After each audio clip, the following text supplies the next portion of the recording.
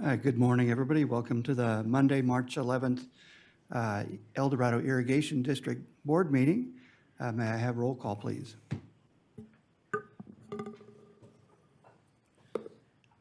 Directors Osborne, Dwyer, Day, Veerkamp, and Enzini present. General Manager Abercrombie, General Counsel Polson, and Clerk to the Board Sullivan present. Thank you. Do I have a motion to, oh, excuse me. Please rise for the Pledge of Allegiance. Yeah, I approved it. Roll call. I pledge allegiance To the flag of the United States of America and to the republic for which it stands, one nation, under God, indivisible, with liberty and justice for all. Thank you.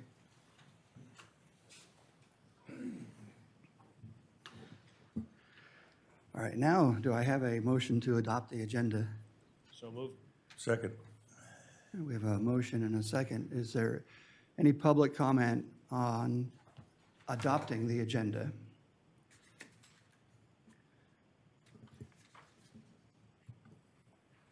If members of the public would like to address the board at any public comment period during this meeting, please refer to the detailed instructions on page 2 of today's agenda.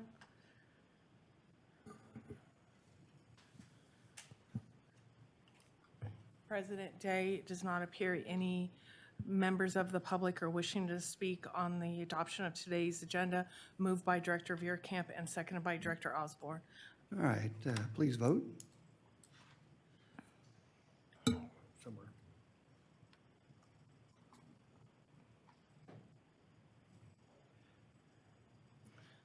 You guys hold on for a second. We're going to have to either do a roll call vote or see if we could get the machine to work here. We gotta Okay, redo it. please. Redo. Please vote again on the adoption of today's agenda. There we go. Division 1, 2, 3, 4, and 5 voting aye. Motion carries unanimously. All right, thank you. Jim, do we have any employee recognition this morning? Yes, this goes to Jamie and Jenny Downey's group and Jesse's group. The district received positive feedback from one of our customers, Gary Wells. In his email, he expressed appreciation for the service notifications posted on the district's website, emphasizing their usefulness in avoiding traffic disruptions caused by service activities. He also commended the frequency of the updates provided by our staff. It's just an example of our customers appreciating our notifications to them on potential outages or the outages, and he expressed a lot of satisfaction with our efforts. So it's really good news, and I know Jesse and Jenny and team do their best on providing that information on the website and even on the call-outs if need be. Very good. Excellent. Thank you. Thank you all. Do we have any public comment on items not on today's agenda?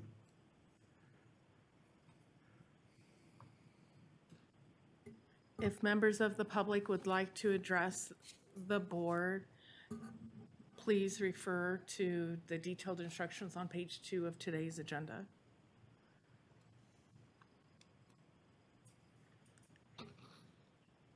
There does not appear anybody wishing to speak. All right. Communications, Jim? None today. Okay. Lori? Yes. Here I go again. No, I want to thank staff and the departments that came up with the information. Thank you for sending me the information on the El Dorado irrigation with the recycled water information. I think that was very informative, and I just have one question. Is this presented to the Realtor Association in El Dorado County? Because it seems to me when we have newer residents, they come in, they don't understand the process depending on what their water service is. And it's just my feeling that this kind of information is valuable in a packet, that when people are signing over or buying a new house, that they understand what we're complexity of how water being delivered to the house is.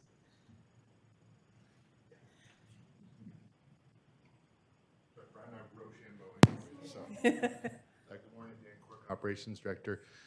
So the Director Anzini is referring to our recycle water disclosure statements and our outreach materials for our dual plumb customers in El Dorado Hills. So there's a couple different angles that we do to reach out to customers. So one of those is actually, many areas actually have, when you do a preliminary title report, will have a disclosure statement. So when they go to do their due diligence, they'll see that as well. But we do interact quite frequently. Honestly, most of the realtors do know and they're aware of the dual plumb areas. That's one area we can also look at reaching out, targeting specifically to Realtors Association again. But we haven't found that to be a significant challenge. When we do have our customers apply for service, we also have that welcome packet as you described. When we do offer them an orientation, we used to only do it in person. Now we offer that virtually, and Brian's group handles that aspect. So we try from multiple different angles. I appreciate this information coming because a lot of the residents I talk to are much older, and they've been in their homes for quite a while and they forget. But I have to end up doing some kind of explanation. Sometimes I feel I'm not doing it justice, but it's just one of those things that information is so much better. And I appreciate that. Thank you. Yeah, thank you. Brian? Yes, the LAFCO did not have a regularly scheduled meeting in February, but we did have a strategic planning committee meeting where we unfortunately accepted a resignation of our administrative assistant who'd been with LAFCO about 15 years, Erica. She's going to Placer County, unfortunately pay and benefits are the main attraction. And then secondly, we worked on updating the work plan and budget planning for the upcoming year. That's Thank it. you. Okay. Couple items. I want to personally thank customer service representative Janelle. She helped this old man figure out a fix his credit card deal. You know, my credit card was compromised, and she fixed it for me. So I want to personally thank her, and I want to thank the customer service and engineering department. I got a thank you from Gordon Helm, who was requesting information on hooking up to our system from a vacant lot and how much a meter would cost and everything else. And it was within 48 hours, and he was very, very impressed about it. So thank you for everybody, okay? Pat? Yes, thank you. The only thing I have is I'll be attending the El Dorado County Water Agency meeting on Wednesday.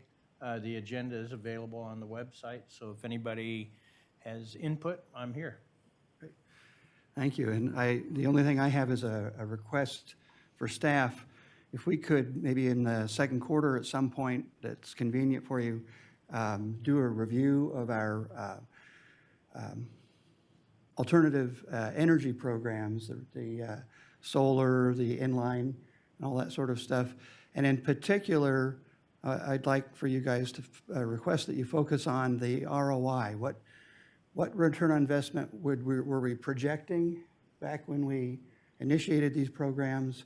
And now, after some time has passed, what are the actual ROIs looking like?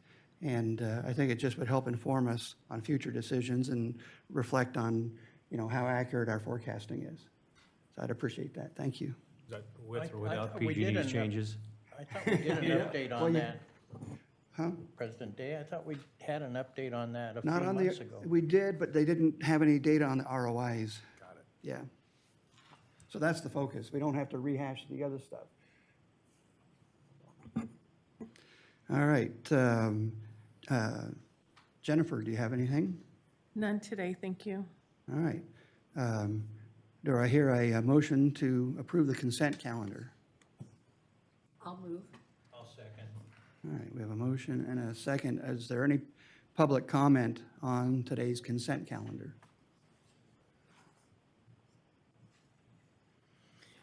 If members of the public would like to address the board on the adoption of today's consent calendar, moved by Director Anzini and seconded by Director Dwyer, please refer to the detailed instructions on page 2 of today's agenda.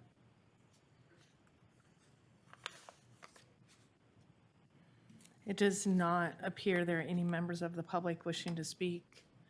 We're ready for the vote. All right, please vote. Division 1, 2, 3, 4, and 5, voting aye, motion carries unanimously. All right, thank you. We will move to information item number 5.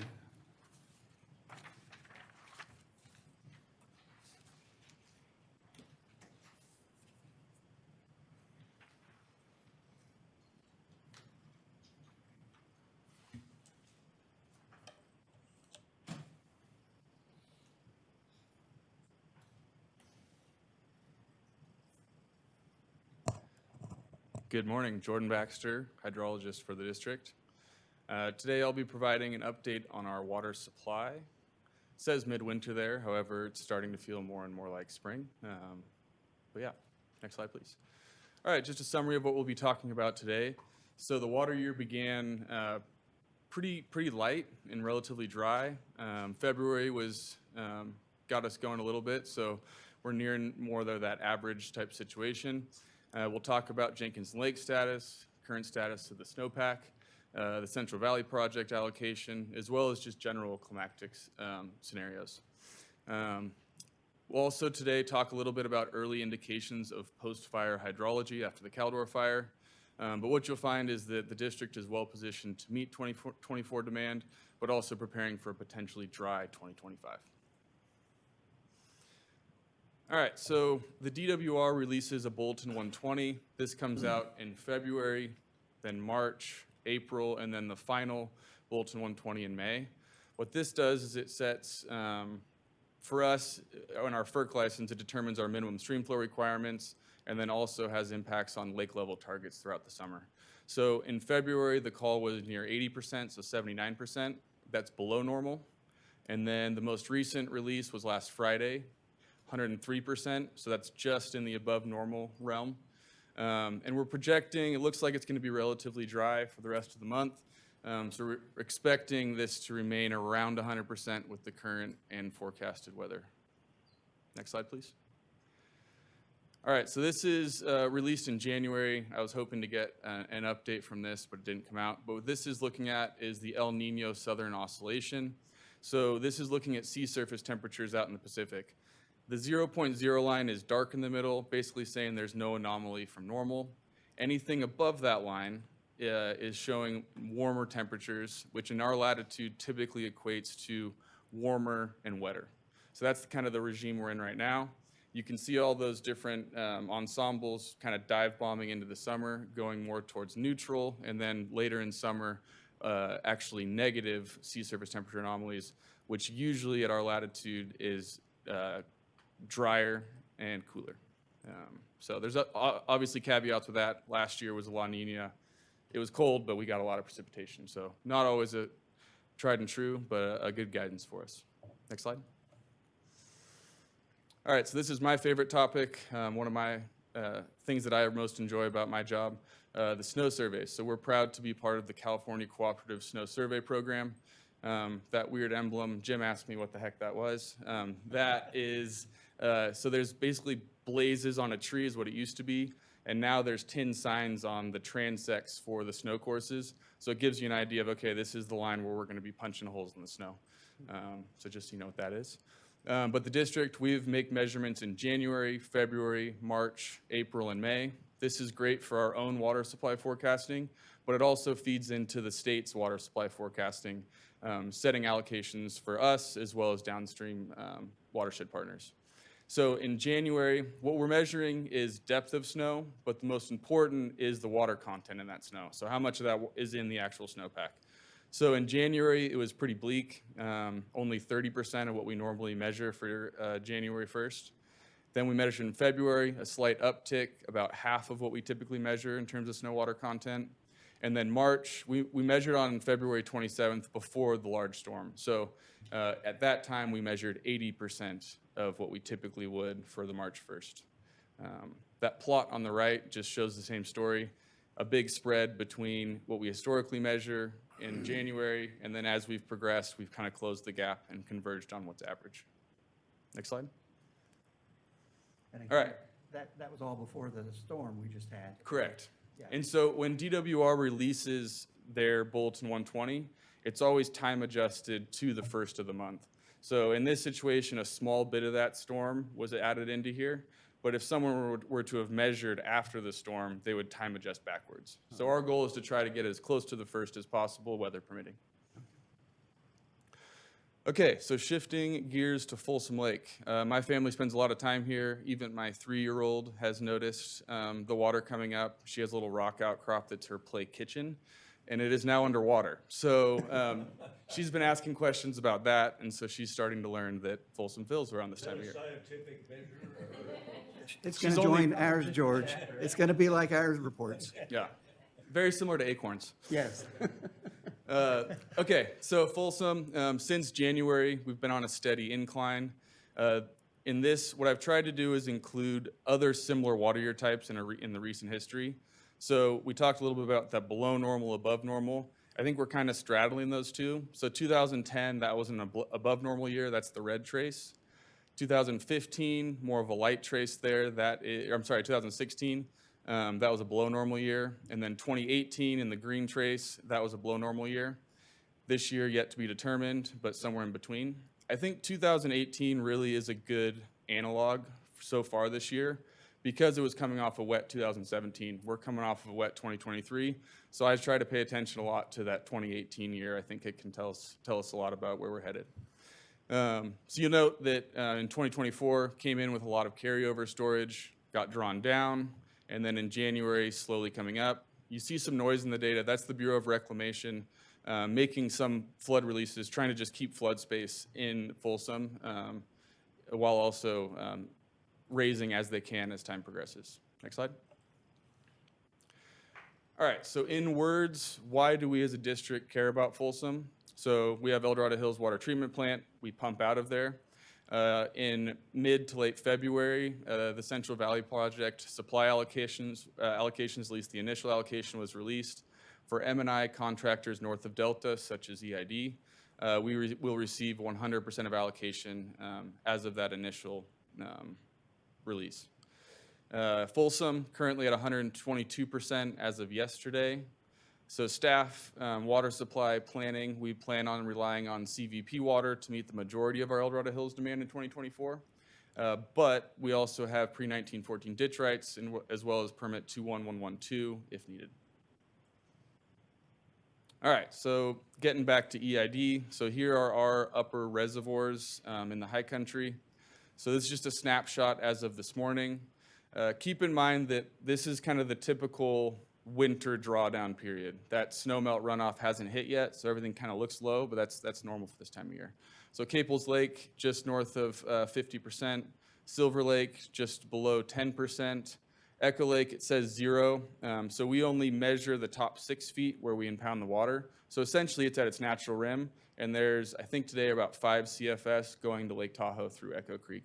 So it looks like it's empty, but there's actually water in there, just nothing that we measure. And then Lake Aloha, 30%. All right, so moving down the hill a little bit, this is Jenkinson Lake. So I tried to do try to make it look and feel similar to the Folsom plot. So we pulled in those above normal and below normal years once again. So 2010 in red, 2016 in the purple color, 2018 in green, and then this year, 2024 in blue. And then there's projection, the dotted blue, to get us through the rest of the year. Another thing to note on this is our target carryover storage. That's where we want to keep Jenkinson above in order to plan for the next year's water supply. So that's in that yellow dotted line. So Jenkinson had a lot of carryover storage out of a wet 2023. We filled in early February. We plan to continue spill through May and then begin that drawdown process. Knowing that we're going into a dry year, we'd like to forecast, I guess, conservatively. So I use that 2018 as guidance. You can see that the shape is very similar there in 2018, or for 2024 as it was in 2018. But staying above that 25,000 carryover storage with a large margin of safety. All right, so this is a new one, and there is a lot going on here. So I'll try to just put it in little bite-sized chunks for us all. The story this is trying to tell is where the water supply is coming to meet customer demand on any given year. So starting in 2006, going through to 2023. The colors in those stacked bar charts are the different water treatment plants. So blue is Reservoir A, orange, El Dorado Hills Water Treatment Plant, and gray, Reservoir 1. The bold number on the top, that's the total, hovering over there, perfect. Thank you, Jennifer. That is the total, if you add all those up, amount of water used to meet customer demand in any given year. So I've highlighted with the purple boxes, those are those above normal and below normal years once again, just giving us an idea of where we could be going. Some of the trends that I at least see in this is, so when there's mandates such as 2014, 15, the demand is much lower. In dry years, demand is usually relatively higher compared to previous or following years. And then in wet years, conversely, you can see in 2023, there just wasn't a lot of customer demand. This year, I think we're probably heading closer to that. I like that 2018 once again, maybe in the realm of 33 to 35,000 acre feet of demand overall. The last thing on this chart, I think it's nice to kind of put all things together. It's showing Jenkinson September 30th storage. So if we just drew a line on September 30th for each of those years, where was the reservoir? That's tied to the right axis in acre feet.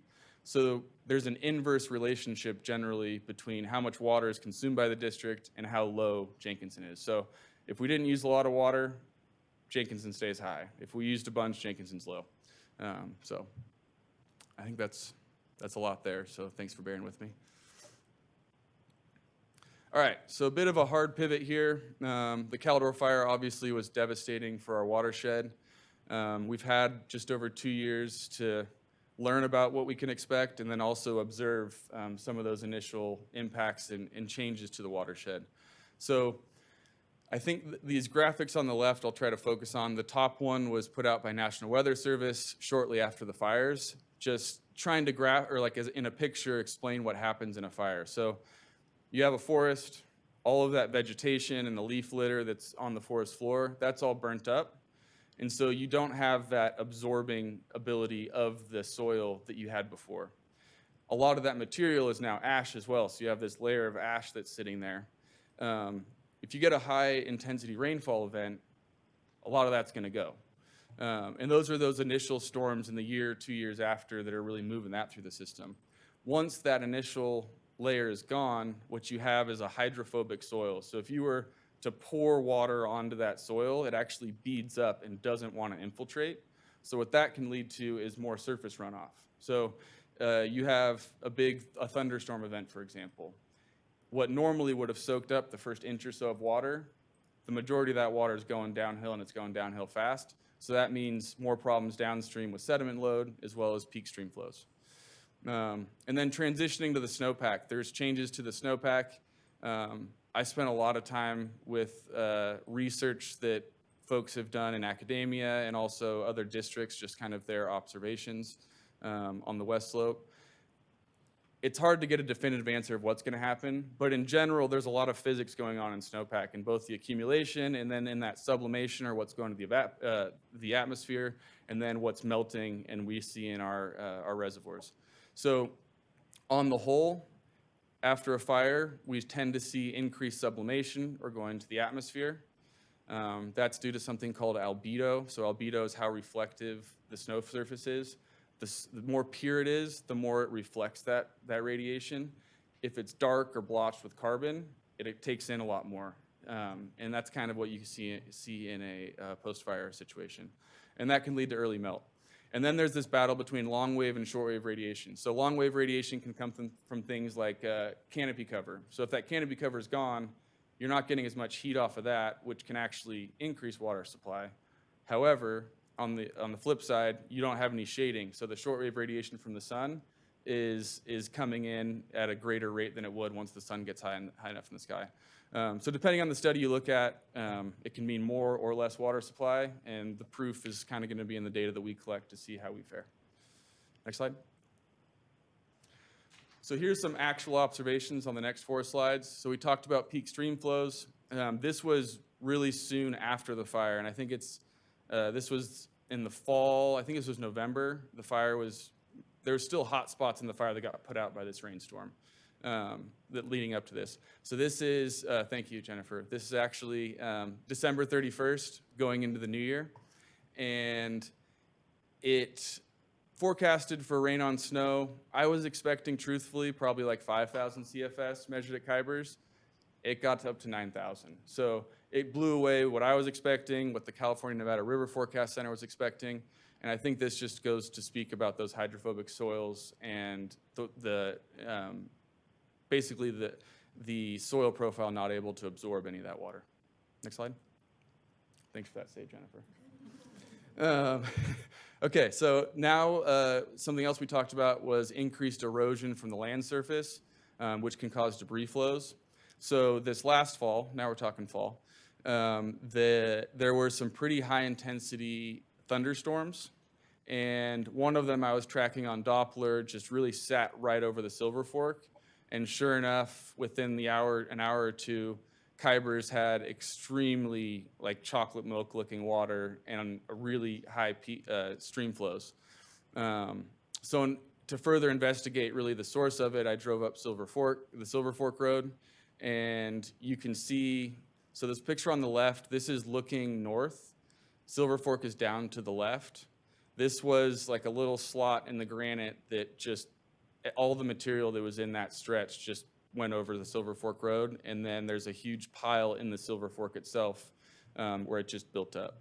So that was a situation of debris flow and led to sedimentation and impaired water quality downstream. A very similar location, but the picture on the right is looking south, so the Silver Fork's now down the bottom right. It's hard to see, but the Forest Service, when they did logging along this, they used erosion control measures such as chipping the material on site. And while that is definitely helpful to try to prevent this, this was so strong and there was so much upstream coming that all that chip material just went with it also. And so ended up in the river.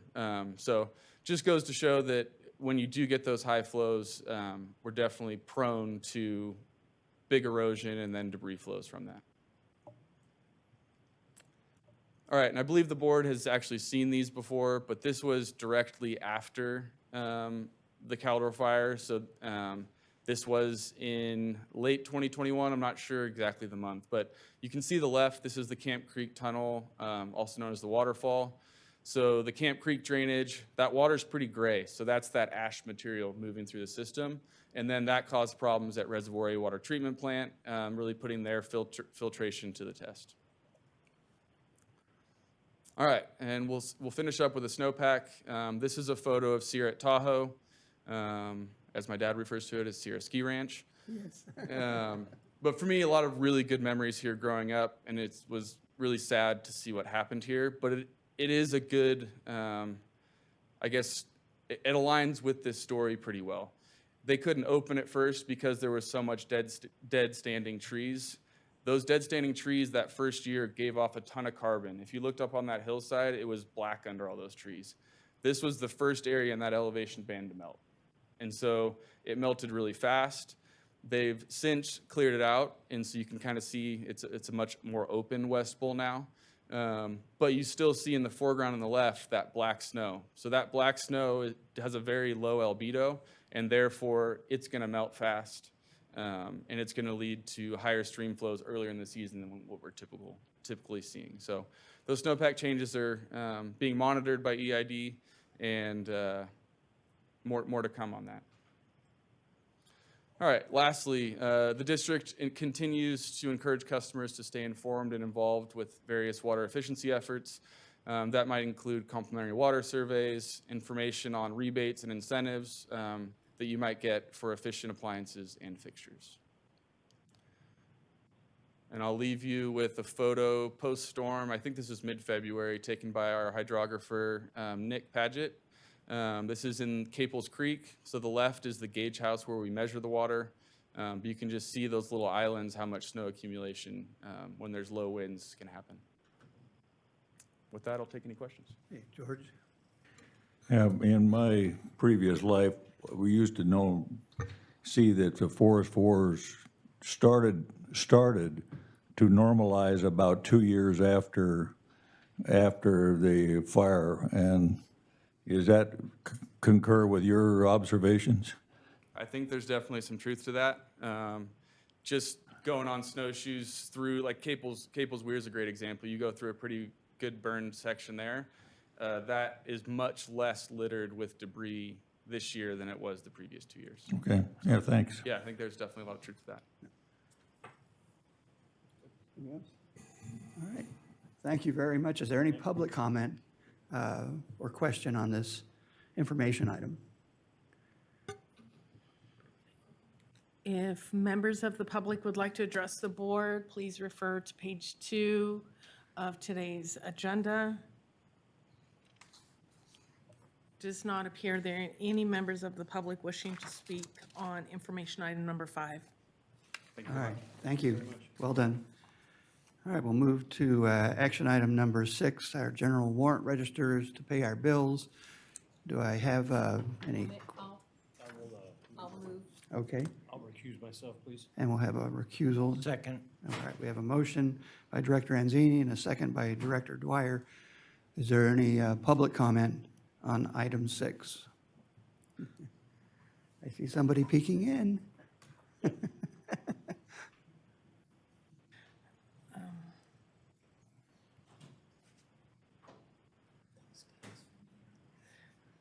All right, I don't see anybody here. We don't see anybody online for item 6. It does not appear there are any members of the public wishing to speak on action item number 6. Option 1 moved by Director Anzini and seconded by Director Dwyer. I believe we're ready for the vote. All right, please vote. Division 1, 2, 4, and 5 voting aye, motion carries. All right, thank you. We'll move to item 7. Elizabeth? Good morning, President Day and members of the board. Elizabeth Leeper, Senior Deputy General Counsel for the district. I'll be introducing this item, and then I'm going to turn it over to Bob Reeb of Reeb Government Relations to give you more detail. But this morning, we are asking the board to consider recommended positions on proposed state legislation. As the district is aware, we come to you essentially each time in March of each year, once essentially all of the bills have been submitted, and seek board approval of those recommendations. So we were here last March as well. So in cooperation with district staff, our state legislative advocate, Bob Reeb of Reeb Government Relations, has analyzed all of the state legislative bills that are proposed and has identified bills of interest to the district and recommends that the district take positions on 31 identified bills. As you will expect, these bills cover a very wide range of subject matters. Just some examples, of course, we're always very closely monitoring anything regarding water rights or water supply. And of course, property-related fees and charges, otherwise fondly known as Proposition 218 bills, are often part of the legislature, so we have a few of those this year. Wildfire risk and fuels management continues to be an area of focus at the legislature. And then there's quite a few bills related to the urban water use objective. So Bob will give you more detail on that. And then there's been some activity regarding the Public Records Act as well. And of course, these are just examples. For today's presentation, we have selected to highlight a few of the bills. All 31 bills are identified and described in the bill packet, but in the interest of time, we're going to focus on just a subset of those 31 bills this morning. So with that, I'm going to turn it over to Bob to give you more detail. Thank you. Well, I thought we'd get started and then finish after the lunch break, but good morning. It's good to be with you again. I think generally in Sacramento, the focus of attention right now is on the yawning budget deficit. Anywhere estimated between $40 billion and $70 billion. That's a 2-year total. That would be June 30th of 2025 if the legislature doesn't take action to either cut spending or increase revenue to deal with that. The governor released his proposed budget in January. The Senate and Assembly Budget Committees have started hearings on those, and those will continue through May. The governor's State of the State address will be Monday, the 18th, next Monday in the afternoon. So we'll hear what he has to say about how the deficit will impact programs. But his continued focus during years like this will be on responding to homeless issues, public education, and social services programs to try and keep a strong safety net below Californians that may not be able to take care of themselves or their families. It's going to be interesting to see what they do. There was a strong recommendation, I think, earlier in the year that they take action to make cuts in this current fiscal year. I mean, we're in March, and the current fiscal year ends June 30. So they're running out of time to pull back or claw back or reduce spending in this current fiscal year. And they really got into this situation through, it wasn't all their fault, because the income tax deadlines kept getting pushed back because of the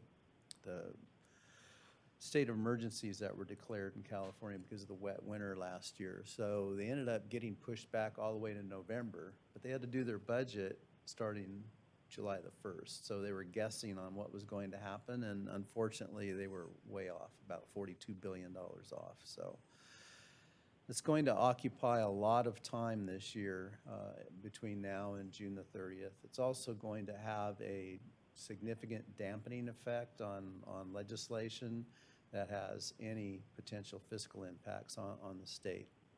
So we expect we have new appropriations committee chairs, and we expect those suspense files where every bill that would have a cost implication goes to be held until the deadline. We expect a lot of stuff to end up there.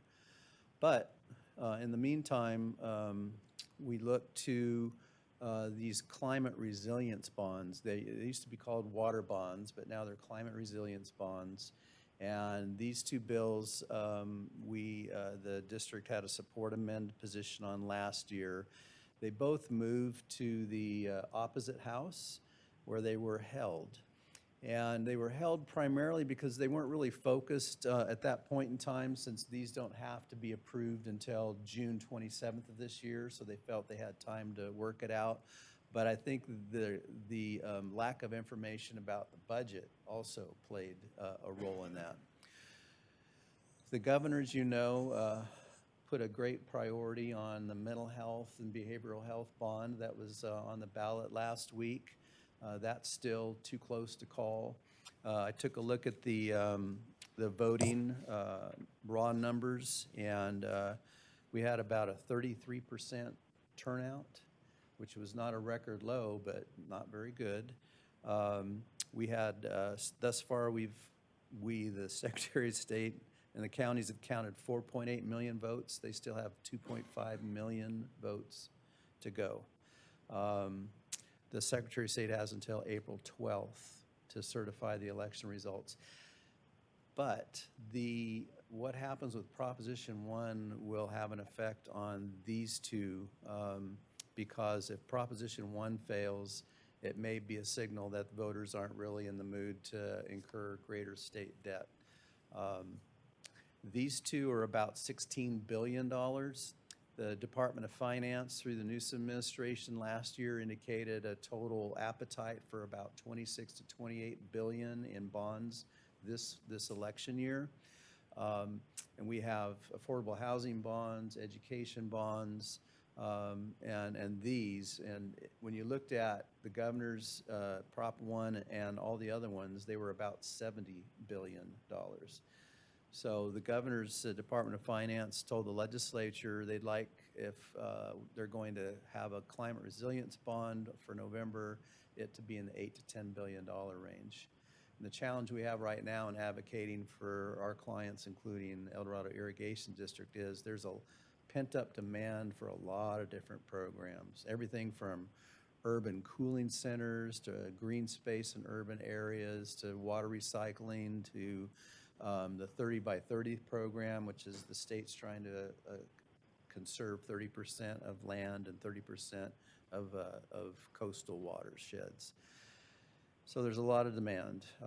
Not sure what's going to happen with these, but we're working with Aqua and the California Municipal Utilities Association, Water Reuse Association, California Association of Sanitation Agencies to push for what we'd call the traditional water infrastructure funding in these bonds.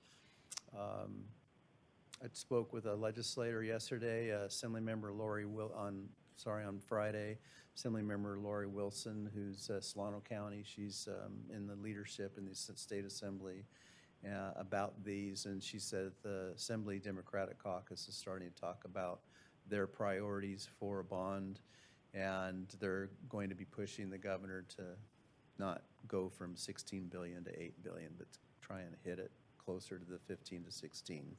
So we'll see what happens with those. Water rights. Bob, Yes, I'm before sorry. you proceed, thank you very much for the very thorough and detailed, readable analysis of the various bonds that you put in the package. Can you help me understand a little bit? I probably asked you this question last year, but the different recommendations oppose versus not favor. Yes. Versus, well, we know favor is and amend, but can you go over those recommended positions? Thank you. Absolutely. So these are position recommendations that I developed when I started at the Association of California Water Agencies in 1995. And they really are to prioritize staff resources and those bills that would have a greatest impact on El Dorado Irrigation District, for example. So if it's a bill that would have significant impacts, either good or bad, that's where you get the support and the oppose. And that's where we not only write a letter to the author explaining your position and why you took it, but we also go over to the swing space, that's the new legislative building in the Capitol, to meet with staff, with legislators, ahead of hearings. We meet with the policy committee consultants to talk about why our client feels a certain way. Any amendments that we're seeking, we'll provide to them. We'll often meet with your legislative delegation to talk about the key bills, and we'll testify in committee hearings. That's support and oppose. Favor and not favor, those are both communicated legislature as support or oppose, but internally we know that that's a lower priority, and we'll simply write letters explaining why you favor or not favor, support or oppose that bill. But we typically don't go over and do the active lobbying and walk in the hallways and things like that. If it's a legislator, like a district legislator, Senator Alvarado Gill or Assemblymember Patterson or Daly that are authoring the bill, sometimes they'll ask us to come and testify and actually appear at the hearing, and we, of course, will accommodate that. And we love to do that to help build your relationship with your local legislators. And then we get into all the nuances of if amended, unless amended. So there, we would oppose unless amended means we oppose the bill, but we'll bring amendments that would remove that opposition.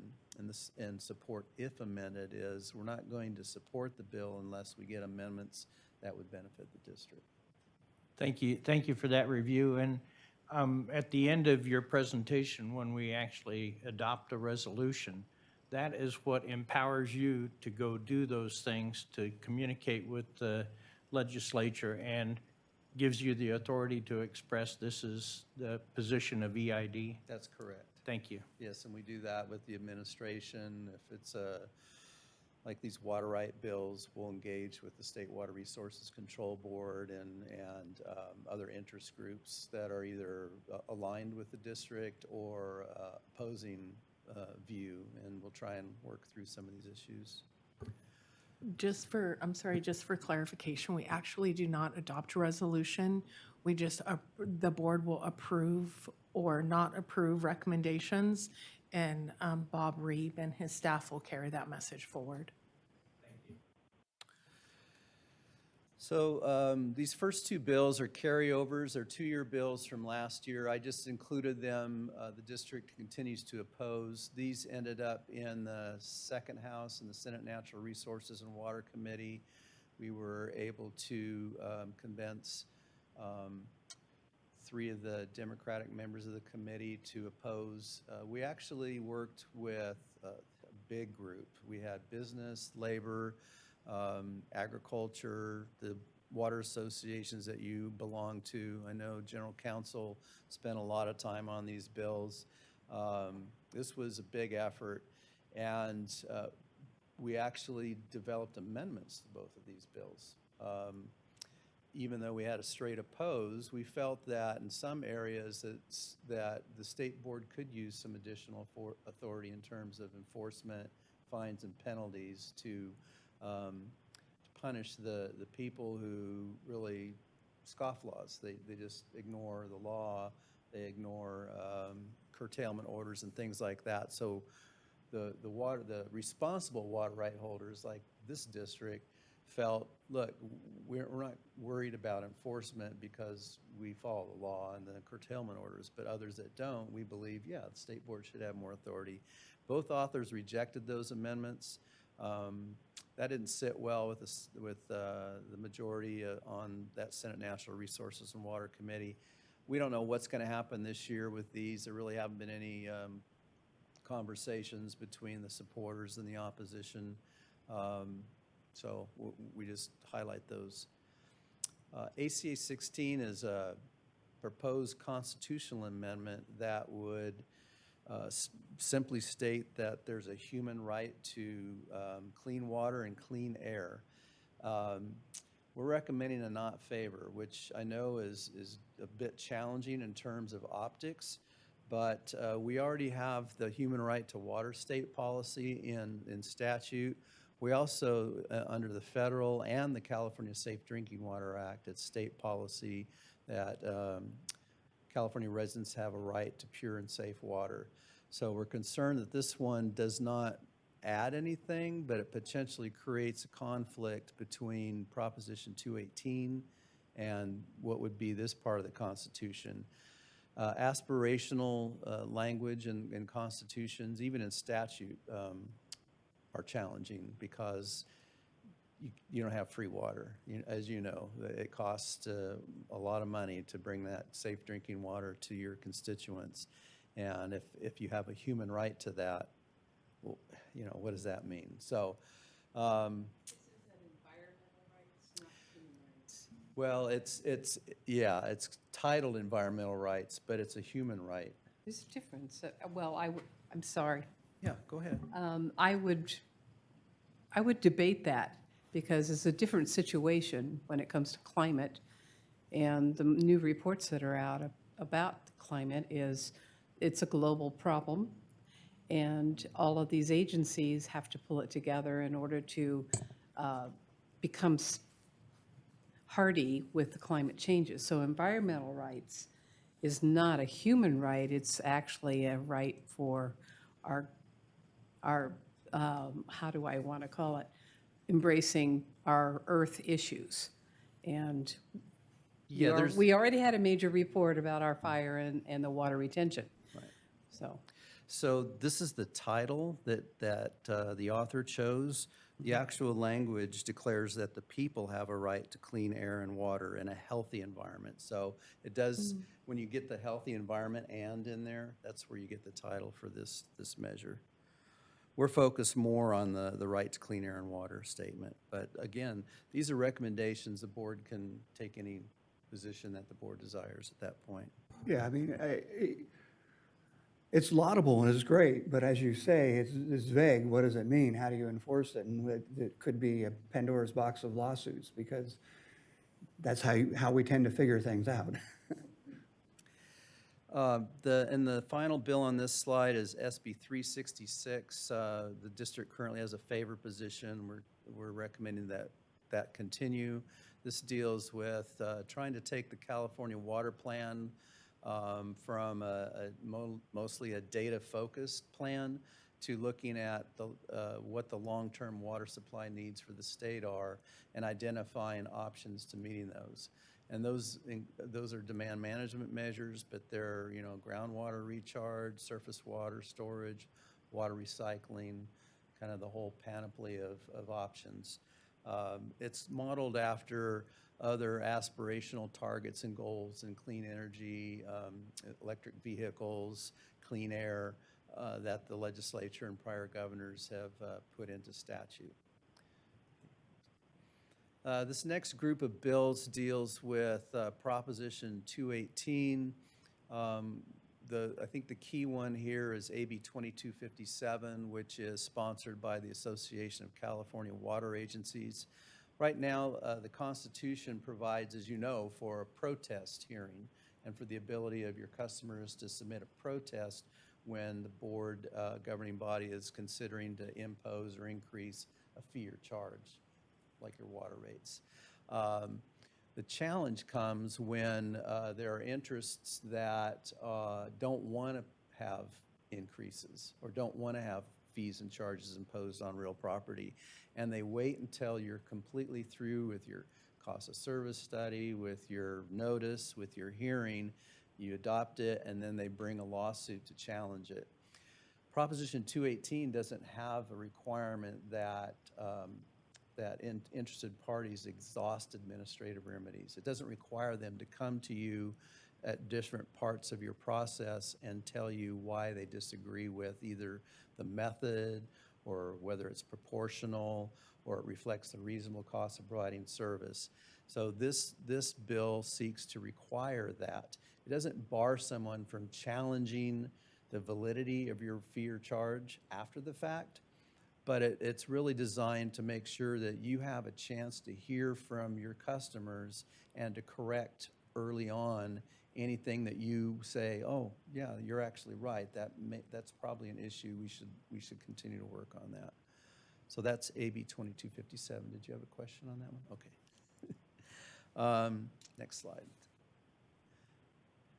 Urban water use objective. As you know, back in 2018, we dealt with Senate Bill 606 and AB 1668, and this district had an opposed unless amended position on those bills, and we worked through your state associations and directly, and we got a lot of amendments. But in the end, there's a mandated process for urban retail water supplier to develop an urban water use objective. And as you will recall, it's based on residential indoor water use, outdoor residential water use, commercial, institutional, and industrial outdoor water use, and the water loss factor, which is what you lose in your distribution system, leaks, pipe breaks, and things like that.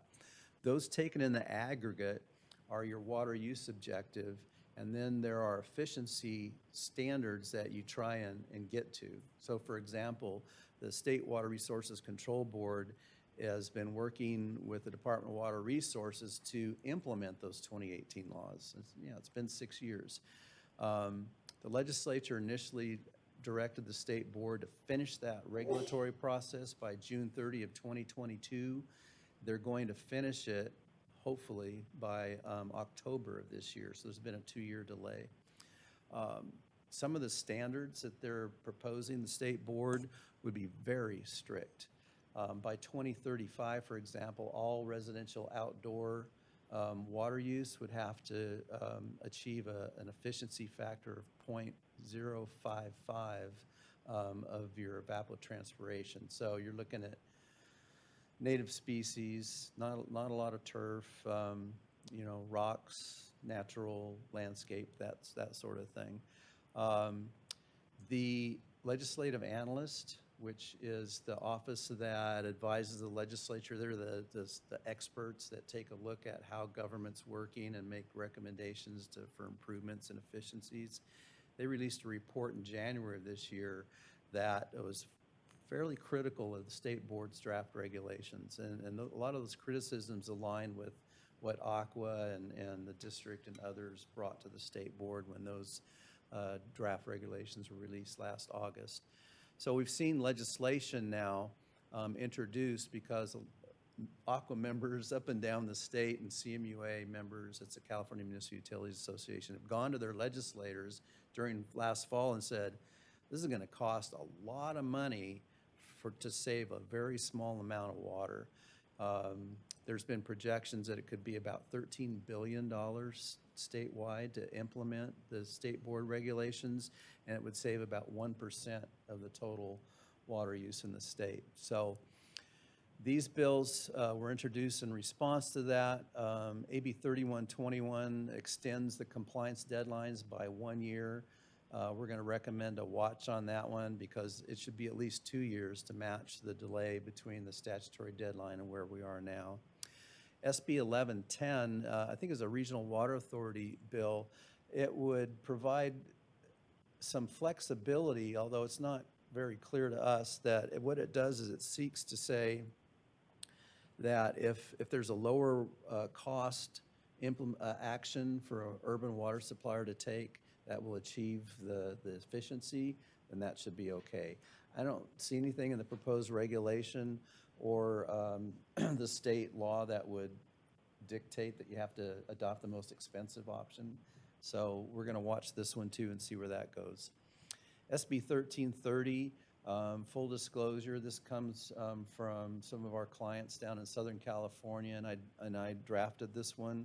This one actually takes about 4 or 5 of the legislative analysts' recommendations that require amendments to the 2018 laws. So it would extend the compliance deadlines by 2 years.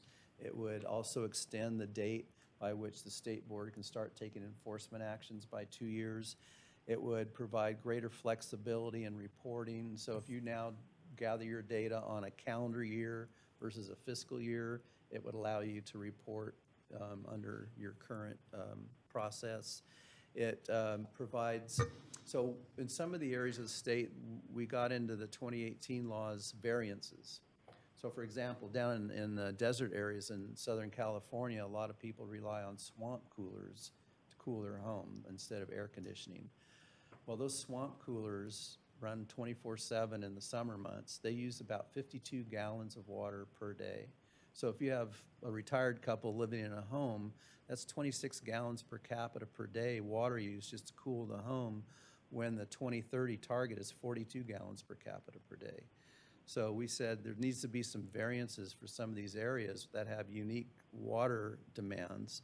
Up here it would be your ranchettes, you know, people have horses or livestock and they're on a residential meter, then that's a variance. Well, the state board said unless that particular variance exceeds 5% of the total water use in the area, you can't use the variance. This bill, based on the LAO recommendation, says it doesn't matter if it's 1% or 4% or 10%. If it's the variance and you qualify for it, you should be able to take advantage of it. So this one we're recommending a support position on. There's like Bob, yes. a couple of comments.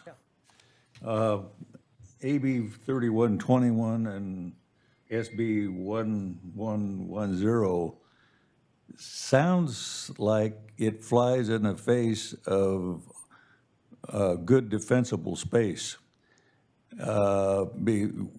People have, for fire protection. We always assumed that irrigated lawn would meet the criteria from a structure out 30 feet is supposed to be to mineral soil. But we always said if it was an irrigated lawn, it conceptually wasn't flammable in context. And it seems to me that if you've got an irrigated lawn and you want to meet that, because, to mineral soil, it created a hell of a dust problem, to people and so And the housewives said, wait a minute, I have to keep dusting all the time. Anyway, I'm just kidding. But anyway, but the point is, you know, it seems to me like this could fly in the face of defensible space. Well, so this is, these standards, the residential outdoor water use standard is not, it's not enforced on an individual homeowner basis. It's an aggregate number for your entire district. Yeah, but there's a lot of irrigated lawn around here. Oh, I understand. So what you would look to do first is make sure that folks have efficient sprinkler systems, that their watering schedule is appropriate for the health of the lawn. And you will, in some areas like maybe El Dorado Hills or more compact urban areas, try and reduce the amount of turf. This, remember last year, there's also AB 1572 by Laura Friedman that bans the use of non-potable water for commercial, industrial, and institutional turf. So that will also help bring down your water use. But these bills don't target any individual homeowner. So if you live out where I live and I have a lawn that I water, so that if I use more than the 0.55 in 2035, the district won't be required, the state board won't come and enforce that standard on me. It's enforced in the aggregate on the district. Second point, SB 1014 and other related issues, a lot of our infrastructure lies on U.S. Forest Service land. And unfortunately, in my old world of chasing fires and with the Forest Service, they were confounded by regulations and rules and stuff that were actually passed by the Congress, and a lot of the from say Rocky Mountain east they're not confronted with wildland fire like we are here in the West, and there were a lot of rules that were enforced. The forest supervisor has to enforce them, and their fire management officers. I just wonder if there's in all of these bills, if it, just as a thought, you may put it in your pea brain and see if you can get it going, but something to the effect that the forest officers should be cognizant of the infrastructure of utilities on Forest Service land and do what they can to mitigate fire protection issues. Is that sound feasible? So that would require federal legislation. And Well, I know, I mean, state legislation doesn't affect it, but at least to put it in the mind of the forest supervisors, say, hey, wait a minute, they got a 22-mile flume and 90% of it goes through Forest Service land. We need to do whatever we can to work with them to mitigate the wildfire disaster. You know, that's what I'm thinking about. Yeah, so, I mean, the whole treatment of forests and fuel reductions has changed in the last 20 years. Oh, yeah. Where, back in the 1970s and 80s, in that period, it was don't touch the forests, they need to be natural and wilderness Exactly. areas. And so we've seen these big conflagrations in the West. So now the state law, and I've seen the U.S. Forest Service as well, is moving more toward thinning prescribed burns. There's involvement at the state level of Native American tribes and their lands to do the prescribed burning and the burning the understory and things like that. So that is changing, as well as these wildfire strategic plans are looking to protect not only communities, but critical infrastructure like your flumes, water treatment plants and the like. So I've seen a big sea change in how we deal with forest management since the 2017 when we had those big. Well, I can tell you from my historical standpoint, in the late 80s, early 90s, Typical George, summer day, nothing George, particularly. Director Osborne, we have to be careful because we don't have a first and second on the floor. So if you have a question, we could I'm answer the just question. a statement. This- Okay, then the statement has to wait until we have a first and a I'll second. move it. Do I hear a second? Second. Okay, now, It's option one, approve recommendations of REIB government relations as the district's official positions on proposed state legislation, moved by Director Osborne and seconded by Director Veerkamp. now my statement. In the late 80s and early 90s, typical summer day. Nothing unusual, no big wind, but just a regular old day. In control, methodology of control of a wildfire, more engines, more aircraft, more dozers, more crews, and because it was of the fuel loading that we started in the early 70s, and it became almost unmanageable. So anyway, that's just my comment. And I'm glad to see that over in the last few years that prescribed fire and stuff is becoming more and more common. I looked one day, we had 52 prescribed fires going in the state at one time, one day. And it's becoming more comprehensive that people need to get rid of that fuel load. Anyway. Right, and even the clean air advocates recognize that. The carbon loading from the 2017 to 2022 wildfires in California wiped out all of the clean air regulatory achievements that were made the decade before that. Yep. Thank you. I'll get you Pat. Lori next. Go ahead. No. Okay. All right, go ahead, Pat. More a question, Bob. I know you represent other agencies and associations, and so my question is, how do these recommendations line up with the Aqua and Northern counties and the other agencies, and most specifically, how do they line up with the position of the El Dorado County Water Agency? Yeah, I'm not too familiar with county water agencies' positions. We will be focusing often on different pieces of legislation than maybe others do. Like the city of Sacramento is different than El Dorado Irrigation District and what have you.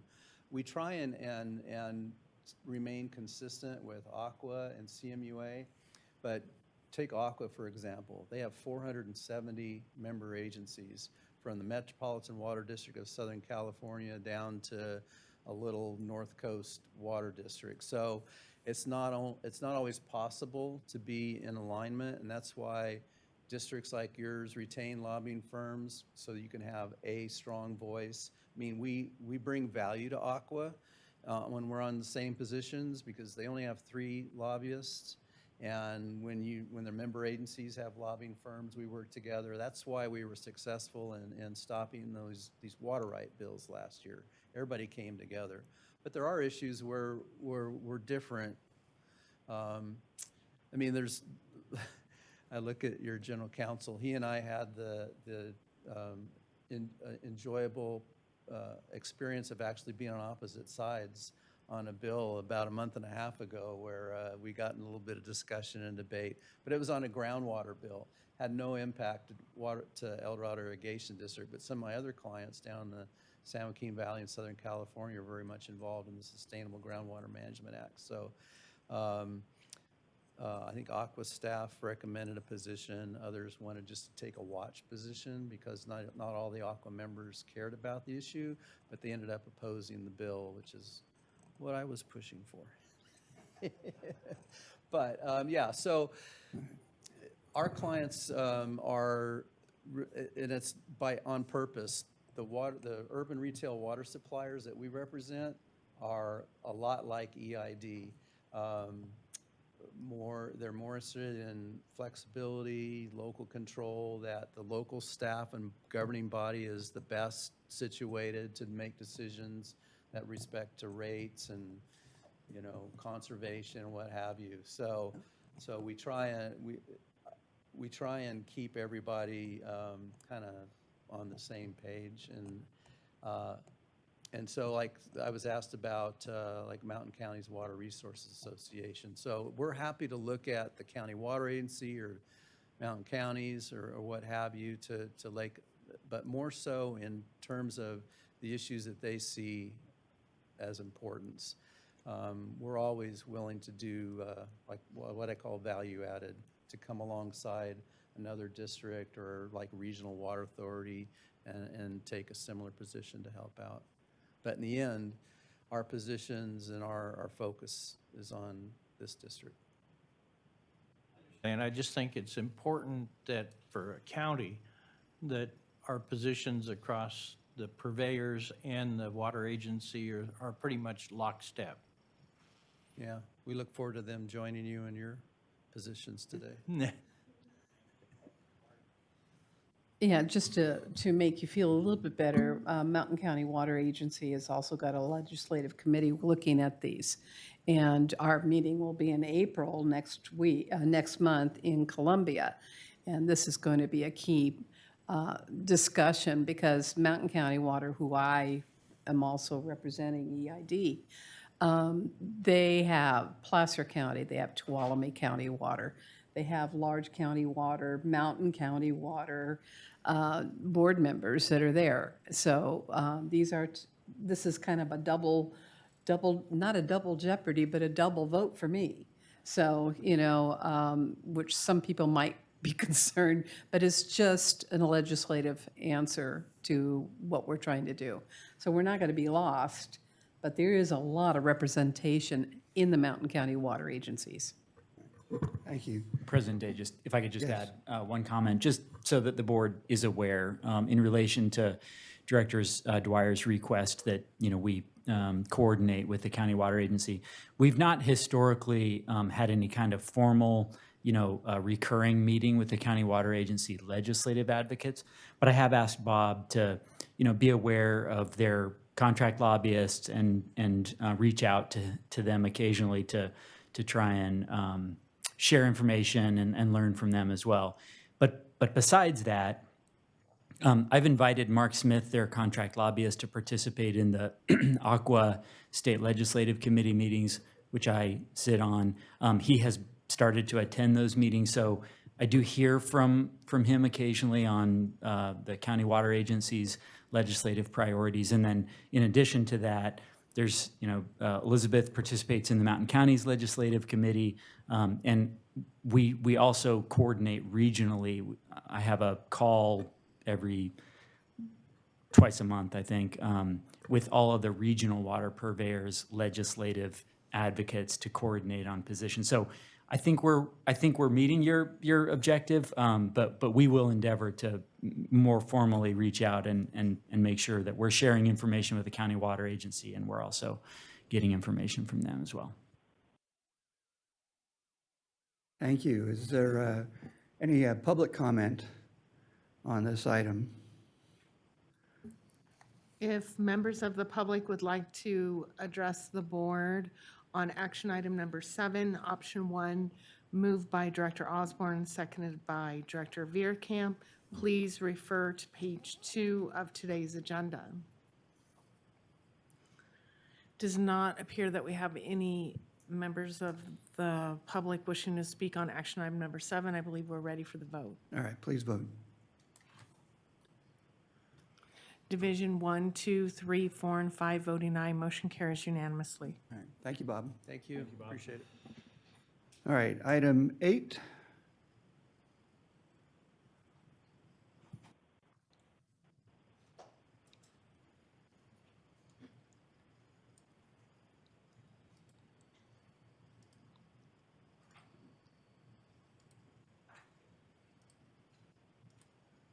Good morning.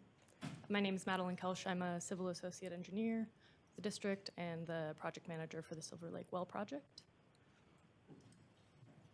Natalie, if you could kind of lean into that, yeah, thank you. So some of the previous board actions on this project are listed here, starting with in 2003, the relicensing settlement agreement. And then most recently, the board approved a construction contract for well drilling at Silver Lake. So some background on the summary of the issues. The district's Federal Energy Regulatory Commission license conditions for Project 184 require improvements be made at the Silver Lake East Campground. All the other required improvements to the campground have already been completed, with the exception of the district has received a time extension for the installation of a new water system at the Silver Lake East and West campgrounds. I wanted to start the background by just going over the history of bidding on this portion of the project, which has been extensive. So in September of 2022, we had put out a request for proposals for exploratory drilling, 3 locations to determine which would produce the best water. We received only 1 bid. It was several times what the expected cost was, and so all bids were rejected for that. We then proceeded with design, essentially trying to decide what would be the best location to drill the well without doing the exploratory drilling over winter. And then in May of 2023, we bid the work, so the drilling of the well and then constructing the appurtenant facilities. For that as well, we only received 1 bid. The bid didn't meet the requirements of the bid documents, and so again, all bids were rejected. In June of 2023, after discussing with some of the contractors that had attended the pre-bid meeting why they had decided not to bid the project, we decided to separate out the well drilling since they had had issues getting well drillers to be interested in the project. We did extensive outreach to try to get well drillers to bid, and then in June we received 3 bids for the well drilling. So that work was completed in fall, and then again in fall we bid out the remaining work for the project, so completing that wellhead and also the appurtenant facilities. We received, I think we had 6 contractors attend the pre-bid meeting again, and we received no bids. So finally in January of this year, again after doing outreach to try to get folks to bid the project, we bid it and received 6 bids. So we're excited to be hopefully moving forward with this section of the project. So a little bit of background on the area. The district owns the Silver Lake West Campground, which is on the west side of Highway 88 up by Silver Lake. And then the Silver Lake East Campground is owned and operated by the U.S. Forest Service. Like I mentioned before, we were required to do several improvements at that campground. Most of these were completed in 2020, including we replaced all the distribution pipeline within the campground itself. And then the last remaining item to do was connect the campground to a new water supply. And that's taken a little bit of time to figure out how we're going to do that. The reason being, our license requirements state that we need to replace all the distribution pipeline from the source to the campground. So the campground is currently fed by an existing spring that's located over a mile away from Silver Lake through an inaccessible area. You can see in the photo in the top corner the view of Silver Lake from where the spring is located. And so because it was going to be very expensive to replace all that distribution pipeline through that inaccessible area, the district started looking at other options that would be more cost effective. So initially we had looked at rehabbing an existing well at Kay's Resort, which had been in operation previously. However, the farther we looked into that, we determined it would be more cost effective to actually just drill a new well because the requirements for the well had changed over time since it had last been operated. And so we had a hydrogeologist evaluate areas, and they determined a spot located within the Silver Lake East campground to place the new well. So while this is a relatively simple project, there are a couple components to it to complete the water system. First, we have to complete the wellhead, add a solar array and a pump to power the pump. Then we'll also need to add electrical conduit, a building to house a tank and the electrical equipment. And then there's a little bit of pipeline that does need to be installed to connect this system. And then lastly, we need to do horizontal directional drilling under Highway 88 to connect the Silver Lake East Campground to the district Silver Lake West Campground so that the water system can feed both campgrounds. So as I mentioned before, the well drilling was completed in November of 2023. The photo on the left-hand side shows the sanitary seal being poured at the top of the well, and then the well was complete. And this past all of our standards for water quality and the capacity for the system. The scope of work, like I mentioned before, includes installing a new well pump and wellhead piping, the solar array to power the pump, electrical conduit and fencing around that wellhead site, approximately 1,155 lineal feet of water line, a new concrete masonry unit building that will house a small storage tank and the electrical equipment, and lastly, that 6-inch pipe casing under Highway 88. So the district advertised a request for bids in January of 2024, and we received 6 bids. The engineer's estimate, it's blocked off there, but it's $880,000 for the project, so we received 3 bids that were right around the estimate. Campbell Construction had the lowest bid, around $821,000. So FERC requires this project be complete by October 18th of 2024. We've already received several extensions to complete the project. And so the timeline moving forward is to receive submittals through May of 2024, and then as soon as we have access to the site, the contractor will get in there and complete the project by September of 2024, which gives us enough time to wrap up the permitting for the new system. So this project will be constructed in conjunction with the U.S. Forest Service Campground Improvements Project. When we had gone in there previously, we improved the campsite's paving and restrooms at one of the loops. They'll be this summer completing the improvements to the other loops at the campground. A portion of the campground will still remain open during construction. However, we will try to limit the construction work to Monday through Friday, and we're also working with U.S. Forest Service to notify campers ahead of time and minimize disturbance to the extent possible.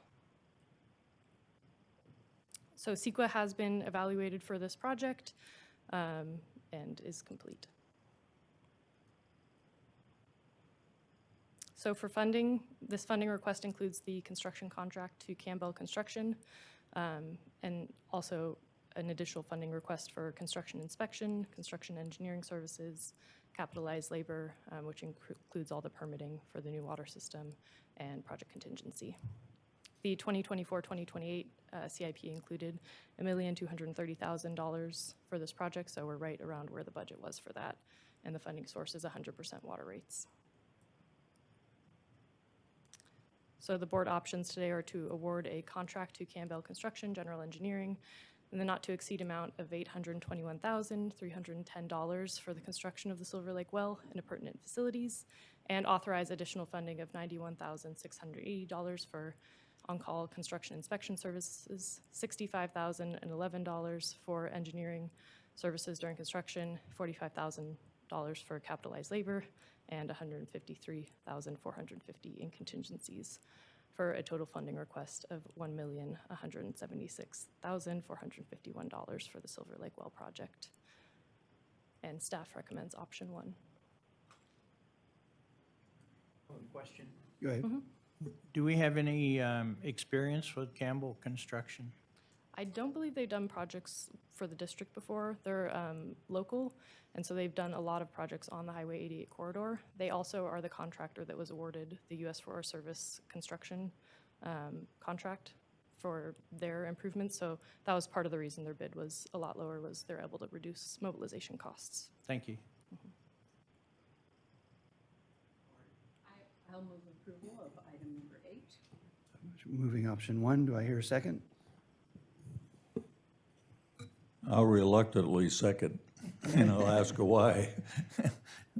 Okay. Yeah. Many moons ago, when we approved this FERC project, we estimated it would be $10 million over 20 years. Well, that has gone by a wayside a long time ago. My question is, and maybe no rush in this, but could we get a synopsis of the FERC requirements that we still need to accomplish after, I mean, this is one of them, I mean, but and could we get a synopsis of how much we still have to do? Okay? Yeah, so I'll speak a little bit on this, and I have to be careful about my wording, but I believe this is the last capital improvements project that we're doing. So there will be ongoing monitoring and maintenance associated with our FERC license, but for at least the 4E conditions for U.S. Forest Service improvements, this is the last one. Hallelujah.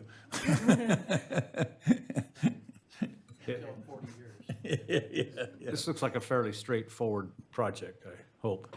I got the spidey senses up a little bit to Pat's question. A few $100,000 left on the table between 3 contractors, and the other 3 sort of bother me. But again, I think it's a fairly straightforward project. It's nice to know they're also doing the Forest Service project.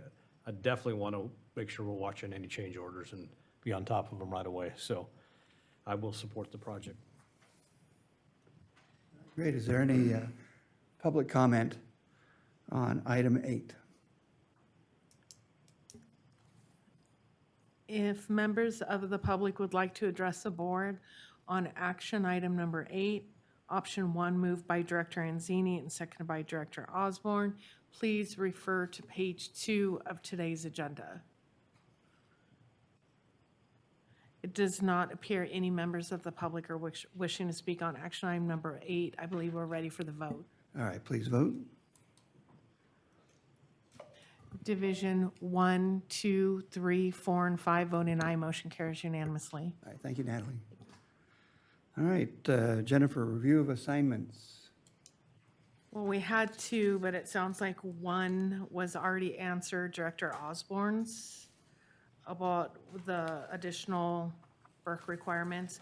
So the only, the last one that we have is Director Day, the second quarter review of the alternative energy return on investment, specifically projections versus actual. Yes, thank you. All right, thank you, everybody. Meeting is adjourned at 10:27.